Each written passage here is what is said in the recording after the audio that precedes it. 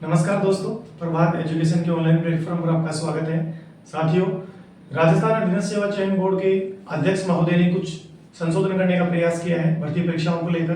दूसरी बात, उन्होंने ये भी स्टेटमेंट दिया है कि जो चतुर्थ श्रेणी भर्ती परीक्षा है इस पे कट ऑफ का क्या प्रभाव पड़ेगा, जो अन्य भर्ती परीक्षाएं चल रही है उसके बजाय। इन सभी को लेकर अपन बात करने वाले हैं। तो आइए आपका बिना समय खराब किए हुए मैं चलते हूँ सीधे अपने वीडियो पे। देखिए साथियों, एक तो भर्ती परीक्षाओं को लेकर कुछ सुधार किए गए हैं। इन परीक्षाओं में लेकर क्या सुधार किए गए तो आप इस बात को ध्यान रखना। देखिए, पहला सुधार तो इन्होंने क्या किया है, पहला सुधार तो इन्होंने किया है कि जो एकल शिफ्ट की एग्जाम होती है, कहने का मतलब हुआ कि एकल शिफ्ट की जो एग्जाम होती है, एकल शिफ्ट का मतलब क्या हुआ, एकल शिफ्ट का मतलब ये हुआ कि पूरे दिन में सिर्फ एक ही एग्जाम होती है, यानी अन्य कोई उसकी पारी नहीं होती है। उसको लेकर इन्होंने कहा है कि पहले यह 10 बजे होती थी। कितनी बजे? 10 बजे शुरू होती थी, लेकिन वर्तमान में इनमें इसमें क्या किया गया है, संशोधन किया गया है। और अब क्या संशोधन किया गया है कि 10 बजे से शुरू पहले होती थी, ठीक है। अब इन्होंने कहा है कि 10 बजे के बजाय कितने से शुरू होगी, 11 बजे। अब 11 बजे शुरू होगी, ठीक है। पहला आपके समझ में आ गया होगा कि अब ये 11 बजे शुरू होगी। इसका क्या फायदा है, क्या नुकसान है, ये तो आप सभी जानते हैं। फायदा तो यह है कि जैसे अब सर्दियां आ जाएंगी तो बच्चों को परीक्षा में आने में कोई परेशानी नहीं आएगी। बाकी अपना अपना नजरिया है सोचने का।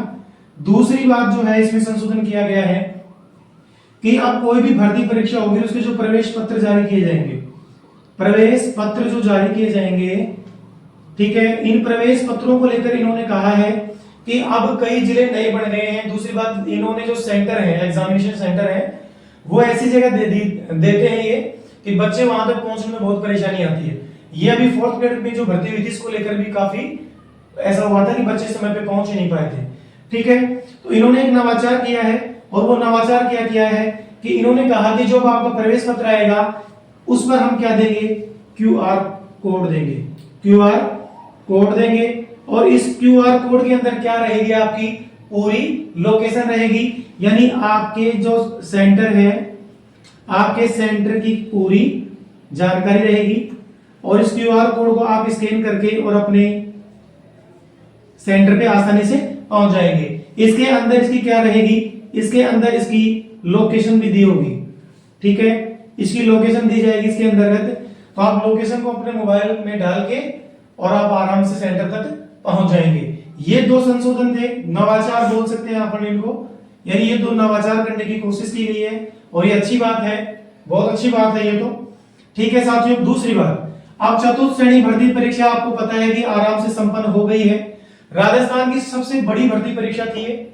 इसको लेकर अब इन्होंने कहा है कि आपके फॉर्म में अगर कोई गलती है, यानी फॉर्म में संशोधन आप कर सकते हैं अगर कोई गलती है तो, ठीक है।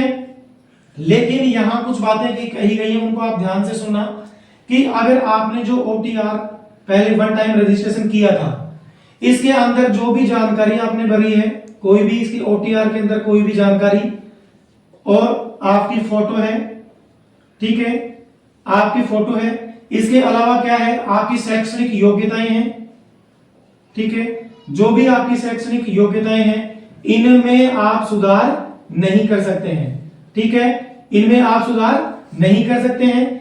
इसके अलावा अन्य कोई जानकारी है, यानी इनको छोड़कर, योग्यताओं को छोड़कर, ठीक है, इसको छोड़कर अन्य आपकी कोई जानकारी है तो आप उसमें संशोधन कर सकते हैं। अन्य जानकारी में क्या कर सकते हैं, संशोधन आप कर सकते हैं, ठीक है। सर इसकी डेट क्या है, उसको भी लेकर मैं बात कर रहा हूं साथियों।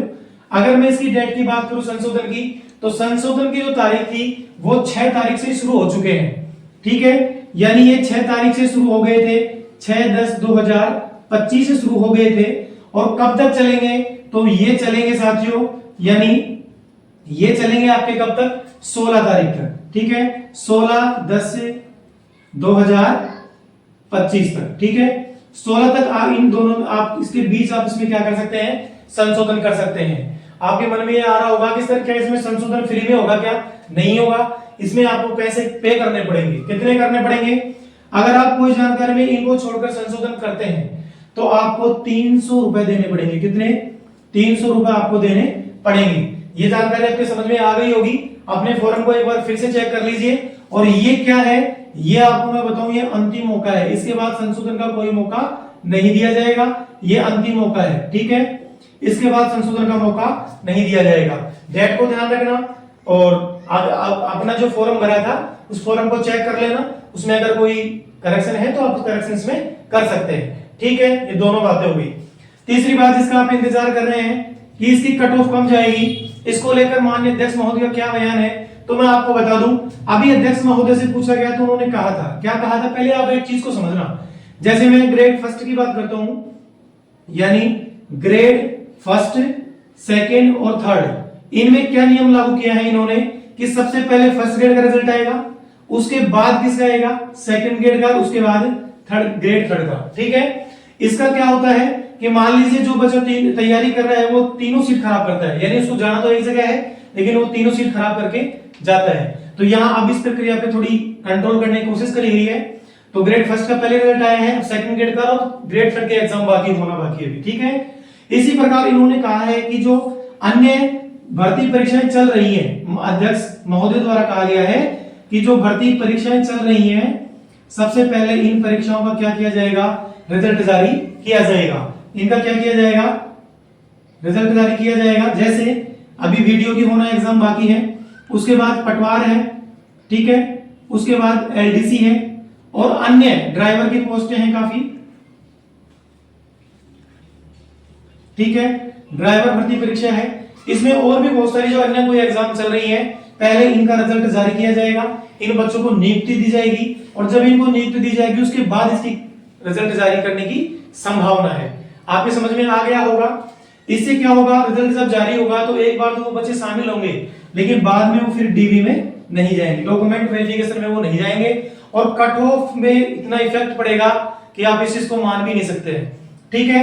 क्यों, क्योंकि एक ही बच्चा सभी एग्जाम देता है भाई, ये कंपटीशन का युग है, बेरोजगारी है, तो बच्चा सभी भर्ती परीक्षाएं देता है और लगभग इनका जो सिलेबस है वो भी क्या है, सेम है, तो बच्चा सभी एग्जाम देगा, इनमें सिलेबस भी सेम है।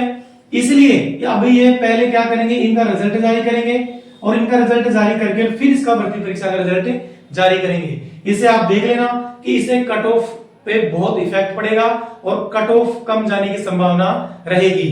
देखिए साथियों, ये जो भी मैंने आपको बातें बताई है ये मेरे मन से मैं नहीं बता रहा हूं, ये माननीय अध्यक्ष महोदय के बयान थे, उन्होंने ट्वीट के माध्यम से जानकारी दी थी, ठीक है साथियों। आप आशा करता हूं मेरी जानकारी आपके समझ में आ गई होगी। अगर आपको जानकारी अच्छी लगी तो आप चैनल को सब्सक्राइब करें, लाइक करें, कमेंट करें, शेयर करिए। आज के लिए इतना ही, थैंक यू, धन्यवाद।